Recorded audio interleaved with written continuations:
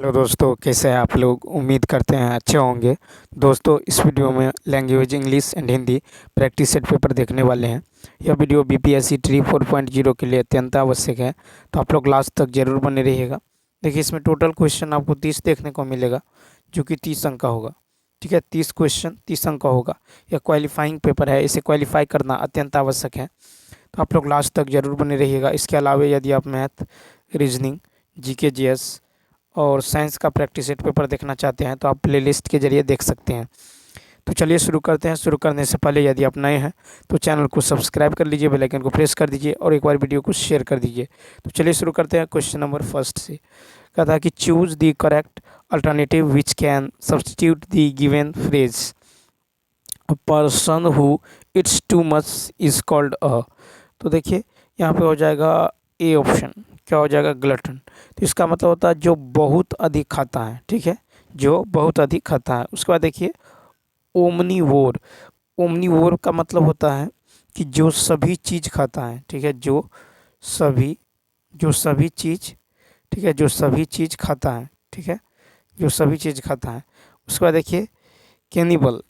Cannibal का मतलब होता है जो मानव का मांस खाता है। ठीक है, जो मानव का मांस खाता है। नेक्स्ट देखिए सेकंड है कि choose the word which is most opposite in meaning to the word underlined. देखिए पॉजिटिव, PAUCITY।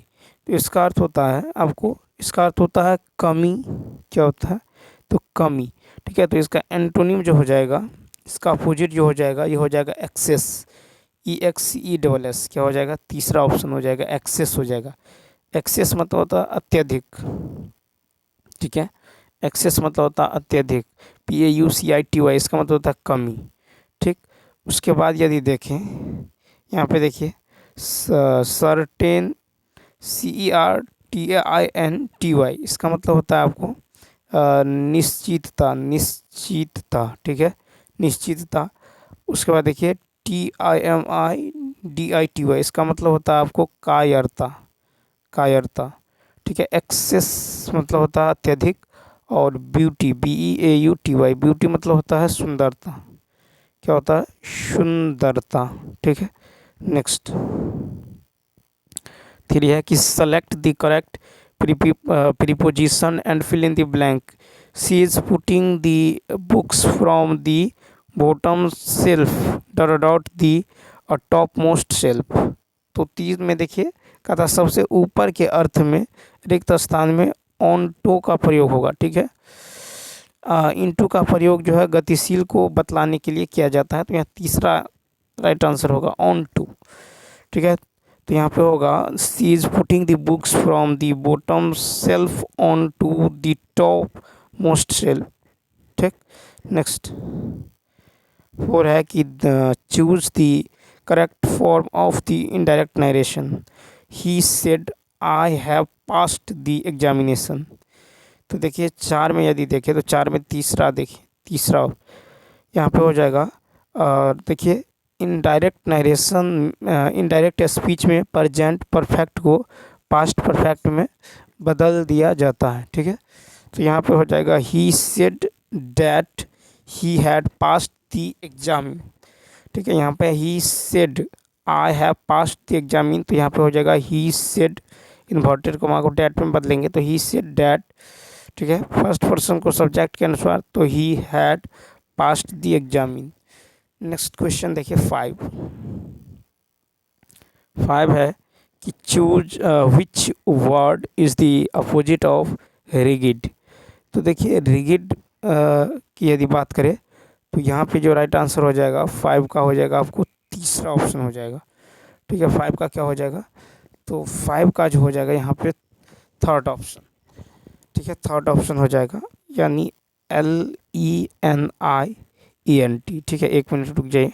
तो यहाँ पे थर्ड ऑप्शन क्या हो जाएगा? राइट हो जाएगा। ठीक है, तो यहाँ पे थर्ड ऑप्शन हो जाएगा। देखिए स्ट्रिक्ट की यदि बात करें, स्ट्रिक्ट जो है एडजेक्टिव है। ठीक है, स्ट्रिक्ट जो है यहाँ पे एडजेक्टिव है। तो यहाँ पे STRICT, स्ट्रिक्ट की स्ट्रिक्ट मतलब होता है आपको फिर्म होता है, ठीक है, तो हरास होता है, ठीक है, HARSH, ठीक है। उसके बाद यदि देखें उसके बाद यदि देखें तो LENIENT, यह एडजेक्टिव है। यह क्या है? तो एडजेक्टिव है। इसका अर्थ होता है आपको, ठीक है, इसका अर्थ होता है नोट स्ट्रिक्ट, ठीक है, मर्सीफुल होता है, जेंटल होता है, ठीक, जेंटल होता है। तो यहाँ पे राइट आंसर क्या हो जाएगा? तो यहाँ पे राइट आंसर हो जाएगा आपको तीसरा ऑप्शन। क्या होगा? तीसरा ऑप्शन, ठीक है। नेक्स्ट देखिए, क्वेश्चन नंबर 6। 6 है कि choose the correct plural noun, ठीक है, choose the correct plural noun. तो यहाँ पे जो राइट आंसर होगा 6 का हो जाएगा तीसरा ऑप्शन, ठीक है। क्या हो जाएगा? तीसरा ऑप्शन हो जाएगा, ठीक है। तो SCISSORS, ठीक है, सीजर्स। तो यहाँ पे MEASLES और RICKETS, MUMPS are disease which look plural but are similar, ठीक है। तो यहाँ पे जो आप देख रहे हैं, ये और ये दोनों जो है, ये दोनों जो है, ये डिजीज़ है, ठीक है। देखने में तो प्लूरल लगता है लेकिन ये सिंगुलर है, ठीक है। यहाँ पे राइट आंसर हो जाएगा तीसरा ऑप्शन, ठीक है, SCISSORS। नेक्स्ट कहता है what is the feminine gender of dog, ठीक है। तो 7 की यदि बात करें तो 7 का होगा दूसरा ऑप्शन BITCH। तो देखिए a female dog is called a bitch, ठीक है, BITCH। डॉग मतलब क्या होता है? कुत्ता, ठीक है। तो कुत्ता होता है, बिट्स मतलब होता है कुत्तियाँ, ठीक है। नेक्स्ट की यदि बात करें तो देखिए यहाँ पे है DRAK, ड्रैक, DRAK। तो ड्रैक का अर्थ होता है मेल, ठीक है, ड्रैक मेल को दर्शाता है। तो यहाँ पे फीमेल हो जाएगा डक, हो जाएगा DUC के डक, ये फीमेल को दर्शाता है, ठीक है। उसके बाद विजार्ड जो है मेल है, ठीक है, फीमेल होगा WITCH, ठीक है, WITCH, ये फीमेल होगा, ठीक है। उसके बाद यदि देखें तो COC के कॉक, COC के कॉक, ये मेल को दर्शाता है। तो फीमेल हो जाएगा HEN, हेन। क्या हो जाएगा? HEN, हेन। नेक्स्ट 8 नंबर देखिए, 8 नंबर है कि government by the representatives of the people is called. तो 8 में हो जाएगा दूसरा ऑप्शन हो जाएगा, ठीक है, डेमोक्रेसी। तो देखिए ऑटोक्रेसी का मतलब क्या होता है? तो ऑटोक्रेसी का मतलब होता है system of government by one person with absolute power. Democracy का मतलब होता है system of government by the whole population और all the eligible members of a state, ठीक है, टिपिकली थ्रू इलेक्टेड, ठीक है, रिप्रेजेंटेटिव्स। और देखिए मोनार्की का अर्थ होता है रूल बाय अ किंग और क्वीन। नेक्स्ट, अब देखिए 9 से 11 तक पैसेज है कि भारतेंदु का उदय हिंदी के उद्धारकर्ता के रूप में हुआ है सन 1873 इसमें भारतेंदु ने काल चक्र नामक अपनी पुस्तक में नोट किया, हिंदी नए जो है चाल में ढली, ठीक है। यह हिंदी जो है, यह हिंदी कथन हिंदी भाषा के लिए जो है युगानुरूप कथन था, क्योंकि भारतेंदु के समय जो है एवं स्वयं भारतेंदु के द्वारा ही हिंदी नए आयाम विकसित कर रही थी, या यूँ कहें कि खरी बोली गद्य के प्रसार के आने के साथ साथ हिंदी में कई नवीन विद्याएं अपने जो शैशव काल की ओर जो अग्रसर हो रही थी। भारतेंदु ने न केवल हिंदी भाषा का परिमार्जन किया अपितु नाटक, यात्रा, साहित्य, आलोचना आदि गद्य विद्याओं की शुरुआत की। दरअसल यही वह विद्याएं थी जो हमारी भावना एवं सच को सही मायने में प्रतिबिंबित कर सकती हैं।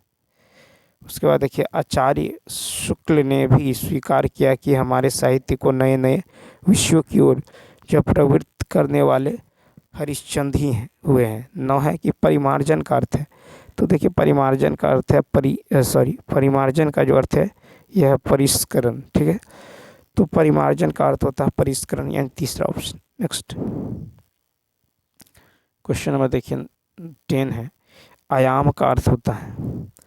तो आयाम का जो अर्थ होता है ये होता है आपको विस्तार, ठीक है।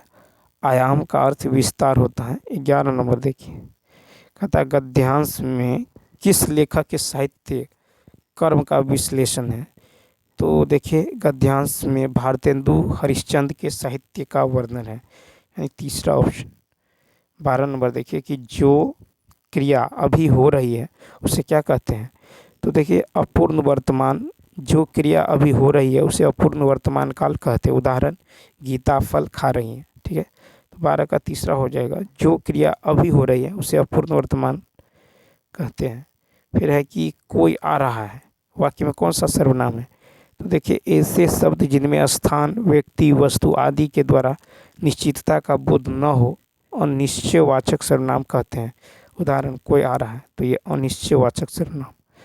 नेक्स्ट है कि श्याम पेंसिल से लिखता है, कौन सा कारक है।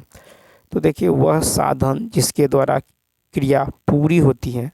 कारक चिन्ह से और के का प्रयोग होता है, इसे करण कारक कहते हैं। जैसे श्याम पेंसिल से लिखता है, तो ये हो जाएगा करण, ठीक है। श्याम पेंसिल से लिखता है, करण, ठीक है। नेक्स्ट, फिर दिए गए वाक्य में उपयुक्त विराम चिन्ह चयन कीजिए। हम आकाश का वर्णन करते हैं, पृथ्वी का वर्णन करते हैं, पर कीचड़ का वर्णन कभी किसी ने किया। तो 15 में दूसरा हो जाएगा क्वेश्चन मार्क, किसी ने किया, तो यहाँ पे क्वेश्चन मार्क हो जाएगा। 15 उसके बाद देखिए, कहता है कि दिए गए वाक्य का काल ज्ञात करें। गाय घास चरकर चली गई, ठीक है। गाय घास चरकर चली गई, तो भूतकाल में किसी क्रिया के हो चुकने का बोध होता है। उदाहरण गाय घास चरकर चली गई, तो भूतकाल हो जाएगा। नेक्स्ट, फिर देखिए कहता है कि निरीह का सही संधि विच्छेद। तो निरीह विसर्ग संधि है, निरीह का जो संधि विच्छेद होगा ये होगा निह जोर इह, क्या होगा। तो यहाँ पे हो जाएगा निह जोर इह, दूसरा ऑप्शन निरीह, निह जोर इह, निरीह। नेक्स्ट, फिर है कि इनमें से शुद्ध शब्द कौन सा है, 18 नंबर। तो 18 में दूसरा ऑप्शन देखिए, दर्शनाभिलाषी, ठीक है। तो क्या होगा, दर्शनाभिलाषी शुद्ध जो है शब्द है, ठीक। नेक्स्ट क्वेश्चन देखिए, 19 है कि इनमें कौन सी बोली जो अर्धमागधी अपभ्रंश से निकली है। 19 नंबर देखिए, 19 का अर्ध, यहाँ पे जो है अर्धमागधी अपभ्रंश से बघेली बोली निकली है। मगधी से भोजपुरी, ठीक है। सौर सेनी से कौरवी एवं बुंदेली निकली हैं। तो तीसरा ऑप्शन हो जाएगा बघेली, ठीक है। अर्धमागधी अपभ्रंश से बघेली। नेक्स्ट, फिर 20 है कि जहाँ उपमेय और उपमान वाक्यों के अर्थ में भिन्नता होते हुए भी उनमें समानता की कल्पना की जाती है, वहाँ कौन सा अलंकार होता है। तो यहाँ पे जो हो जाएगा 20 का, ये हो जाएगा तीसरा ऑप्शन, यानी निदर्शना। तो देखिए जहाँ उपमेय और उपमान वाक्यों के अर्थ में भिन्नता होते हुए भी उसमें समानता की कल्पना होती है, उसे निदर्शना, ठीक है, निदर्शना अलंकार होता है। नेक्स्ट, क्वेश्चन नंबर देखिए 21, कहता है कि जिन ढूंढा तिन पाया गहरे पानी पैठ, लोकोकित का अर्थ। तो 21 का हो जाएगा फर्स्ट, यानी परिश्रम का फल अवश्य मिलता है, ठीक है। तो परिश्रम का फल अवश्य मिलता है। जिन ढूंढा तिन पाया गहरे पानी पैठ, यानी परिश्रम का फल अवश्य मिलता है। नेक्स्ट 23 नंबर, 22 देखिए, कहता कि इनमें से कौन सूचक अव्यय का उदाहरण कौन सा है। तो सूचक अव्यय 22 का यदि देखें तो 22 का हो जाएगा आपको फर्स्ट हो जाएगा, धन के बिना किसी काम नहीं चलता। धन के बिना किसी का काम नहीं चलता, ठीक है।